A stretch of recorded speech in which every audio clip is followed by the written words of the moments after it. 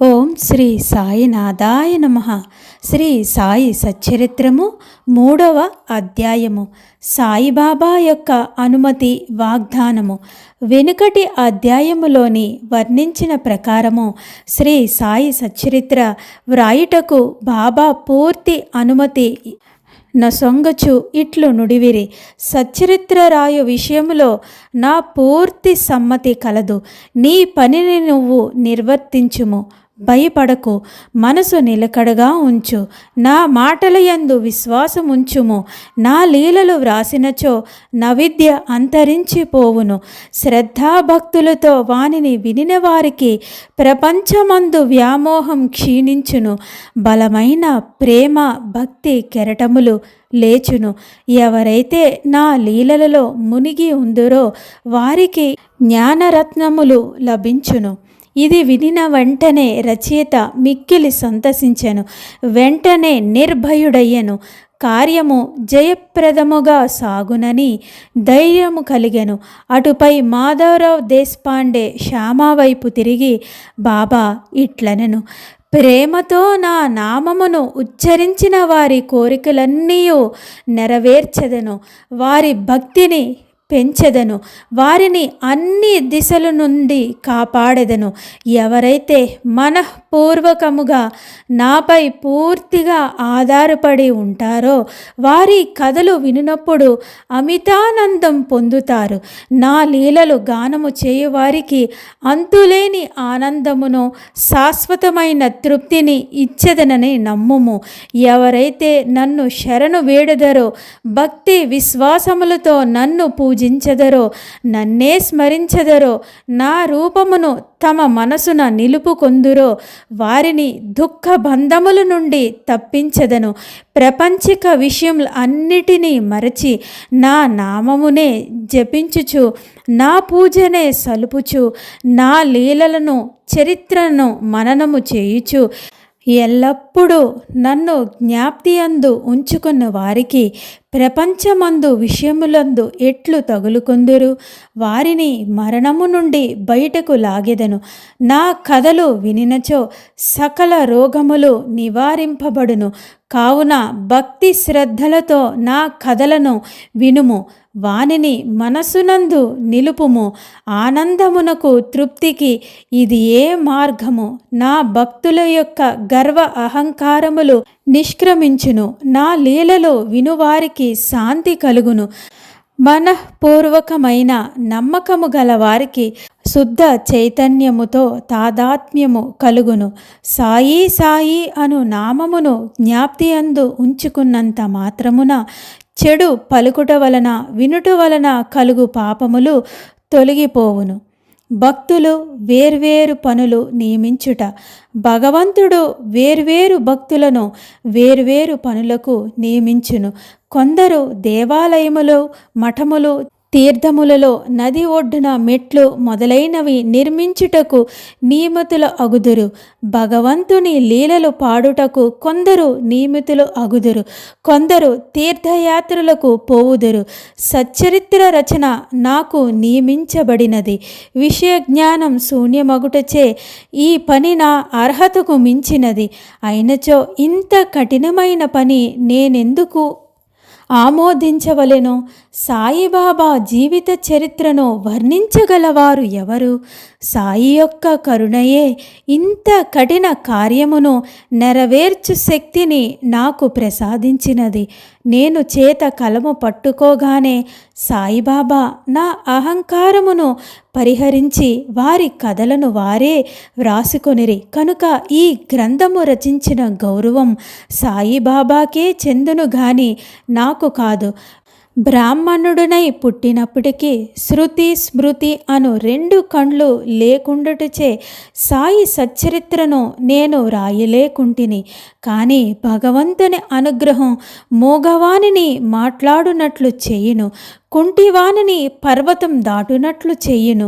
తన ఇచ్ఛానుసారము పనులు నెరవేర్చుకొను చాతుర్యము ఆ భగవంతునికే కలదు. హార్మోనియముకు గాని వేణువునకు గాని ధ్వనులు ఎట్లు వచ్చునో తెలియదు. అది వాయించిన వానికే తెలియను. చంద్రకాంతము ద్రవించుట, సముద్రము పొంగుట వాని వాని వల్ల జరుగు, అవి చంద్రోదయము వల్ల జరుగును. బాబా కథలు దీపస్తంభములు. సముద్ర మధ్యమందు దీపపు స్తంభములు ఉండును.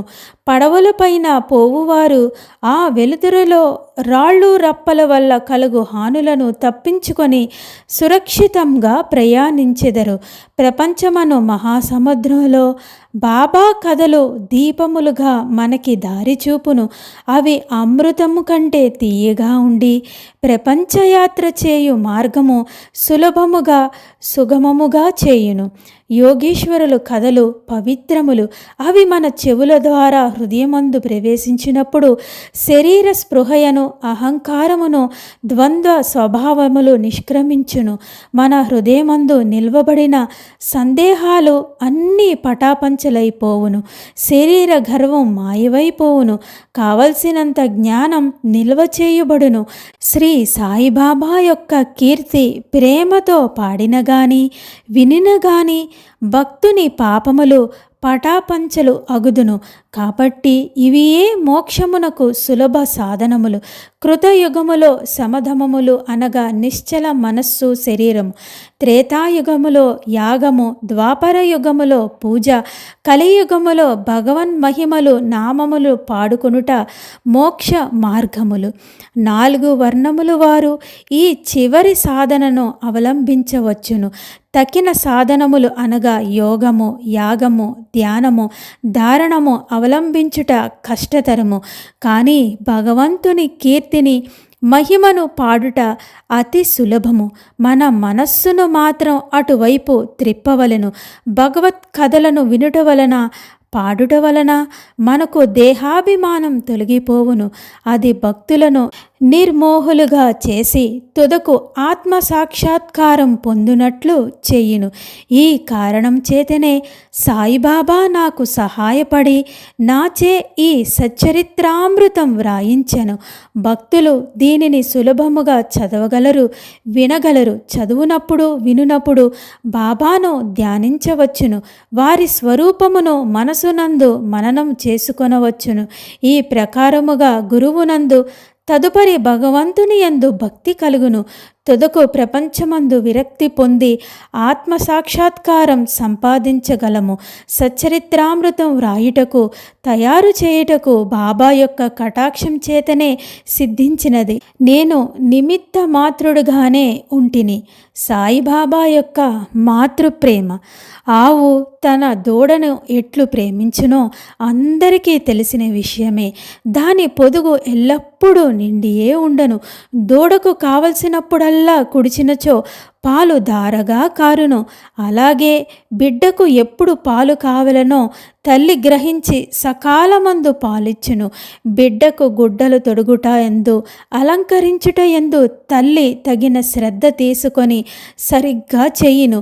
బిడ్డకు ఈ విషయంపై ఏమీ తెలియదు. కానీ తల్లి తన బిడ్డలను చక్కగా దుస్తులు ధరించి అలంకరించి చూసి అమితానందం పొందును. తల్లి ప్రేమకు సరిపోల్చదగినదేదియూ లేదు. అది అసామాన్యము, నిర్వ్యాజము. సద్గురువులు కూడా ఈ మాతృప్రేమ వారి శిష్యుల యందు చూపెదరు. సాయిబాబాకు కూడా నా యందు అట్టి ప్రేమ ఉండెను. దానికి ఒక ఉదాహరణ. 1916 సంవత్సరంలో నేను సర్కారు ఉద్యోగము నుండి విరమించి తిని. నాకీయ నిశ్చయించిన పింఛను కుటుంబ గౌరవముకు సాకుటకు చాలదు. గురు పౌర్ణమి నాడు ఇతర భక్తులతో నేను కూడా షిరిడీకి వెళ్ళి తిని. అన్నా చెంచనేకర్ నా గురించి బాబాతో ఇట్లనెను, దయచేసి ఈ అన్నా సాహెబ్ యందు దాక్షిణ్యము చూపుము. వానికి వచ్చు పింఛను సరిపోదు. వాని కుటుంబం పెరుగుచున్నది. వానికి ఇంకేదైనా ఉద్యోగం ఇప్పించుము. వాని ఆతురతను తీసి నిశ్చింత కలుగుజేయము అని అడిగాను. అందులకు బాబా ఇట్లు జవాబిచ్చెను, వానికి ఇంకొక ఉద్యోగం దొరుకును. కాని వాడిప్పుడు నా సేవలో తృప్తి పడవలను. వాని భోజన పాత్రలు ఎప్పుడూ పూర్ణముగానే ఉండును, అవి ఎన్నటికీ నిండుకొనవు. వాని దృష్టి అంతటినీ నా వైపు త్రిప్పవలను. నాస్తికులు దుర్మార్గులు సహవాసం విడవవలను. అందరి ఎడల అణుకవ నమ్రతలు ఉండవలను. నన్ను హృదయపూర్వకముగా పూజించవలను. వాడిట్లు చేసినచో శాశ్వతానందం పొందును. రోహిల్లా కథ విన్నచో బాబా ప్రేమ ఎట్టిదో బోధపడును. పొడుగాటివాడు, పొడుగైన చొక్కా తొడిగినవాడు, బలవంతుడు అయిన రోహిల్లా ఒకడు బాబా కీర్తి విని ఆకర్షితుడై షిరిడీలో స్థిర నివాసం ఏర్పరచుకొనెను. రాత్రింబగళ్ళు ఖురాన్లోని కల్మాను చదువుచు అల్లాహు అక్బర్ అని ఆంబోతు రంకి వేసినట్లు బిగురుగా అరుచుచుండెను. అందువలన పగలంతా పొలములో కష్టపడి పనిచేసి ఇంటికి వచ్చిన షిరిడీ ప్రజలకు రాత్రంతా నిద్రాభంగం, అసౌకర్యం కలుగుచుండెను. కొన్నాళ్ల వరకు వారు దీనిని ఓర్చుకుంటిరి. తుదకు ఆ బాధను ఓర్వలేక బాబా వద్దకు వెళ్ళి రోహిల్లా అరుపులను ఆపమని బ్రతిమలాడిరి. బాబా వారి ఫిర్యాదును వినుకపోవటయే కాక వారిపై కోపగించి వారి పనులను వారు చూసుకోవలసిందిగా, కానీ రోహిల్లా జోలికి ఎవ్వరూ పోవద్దని మందలించిరి. రోహిల్లాకు ఒక దౌర్భాగ్యపు భార్య కలదని, ఆమె గయ్యాళి అని, ఆమె వచ్చి రోహిల్లాను బాధపడుతుందని, రోహిల్లా ప్రార్థనలు విని ఆమె ఏమీ చెయ్యలేక ఊరుకుంటుందని బాబా చెప్పాను. నిజంగా రోహిల్లాకు భార్యయే లేదు. భార్య అనగా దుర్బుద్ధి అని బాబా భావం. బాబాకు అన్నిటికంటే దైవ ప్రార్థనల అందు ఎంతో ప్రేమ. అందుచే రోహిల్లా తరపున వాదించి ఊరిలోని వారిని ఓపికతో ఓర్చుకోమని, ఆ అసౌకర్యం సహించవలసిందని, అది త్వరలో తగ్గునని బాబా చెప్పాను. బాబా యొక్క అమృతతుల్యమగు పలుకులు. ఒకనాడు మధ్యాహ్నం హారతైన తర్వాత భక్తులందరూ బసకు వెళ్తూ ఉన్నారు. అప్పుడు వారిని బాబా ఈ క్రింద విధముగా చక్కని ఉపదేశం ఇచ్చారు. మీరు ఎక్కడున్నను ఏమి చేయుచున్నను నాకు తెలియనని బాగుగా జ్ఞాప్తియందు ఉంచుకొనుడు. నేను అందరి హృదయములో పాలించేవాడను, అందరి హృదయాలలో నివసించేవాడును. నేను ప్రపంచమందు గల చరాచర జీవకోటి ఆవరించి ఉన్నాను. ఈ జగత్తును నడిపించేవాడను, సూత్రధారిని నేనే జగన్మాతను. త్రిగుణములకు సామరస్యమును నేనే, ఇంద్రియ చాపకులుడును నేనే, సృష్టి స్థితి లయ కారకుడును నేనే. ఎవరైతే తమ దృష్టిని నాపై త్రిప్పెదరో వారికి ఏ హాని కానీ బాధ కానీ కలగదు. నన్ను మరిచిన వారిని మాయ శిక్షించును. పురుగులు, చీమలు తదితర దృశ్యమాన చరాచర జీవకోటి అంతయు నా శరీరమే, నా రూపమే. ఈ చక్కని అమూల్యమైన మాటలు వినిన వెంటనే నా మనసులో ఏ నౌకరీ కొరకు యత్నించక గురు సేవలో నిమగ్నమవుటకు నిశ్చయించుకొంటిని. కానీ అన్నా చించినేకర్ ప్రశ్నకు బాబా చెప్పిన సమాధానం నా మనసునందు ఉండెను. అది జరుగునా లేదా అని సందేహం కలిగెను. భవిష్యత్తులో బాబా పలికిన పలుకులు సత్యమైనవి.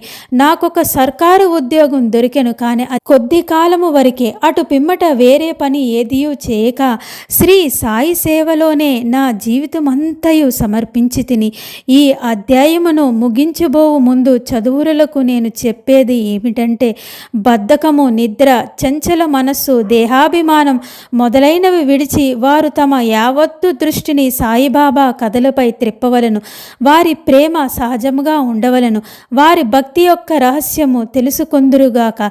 ఇతర మార్గము అవలంబించి అనవసరంగా అలసిపోవద్దు. అందరూ ఒకే మార్గమున త్రొక్కెదరుగాక, అనగా శ్రీ సాయి కథలను వినుదురుగాక. ఇది వారి జ్ఞానమును నశింపజేయును, మోక్షమును సంపాదించి పెట్టును. లోభి ఎక్కడ ఉన్నప్పటికీ వాని మనసు తాను పాతిన సొత్తునందే ఉండునట్లు బాబాను కూడా అందరూ వారి హృదయమందు స్థాపించుకొందురుగాక. 3వ అధ్యాయము సంపూర్ణము. సద్గురు శ్రీ సాయినాథార్పణమస్తు. శుభం భవతు.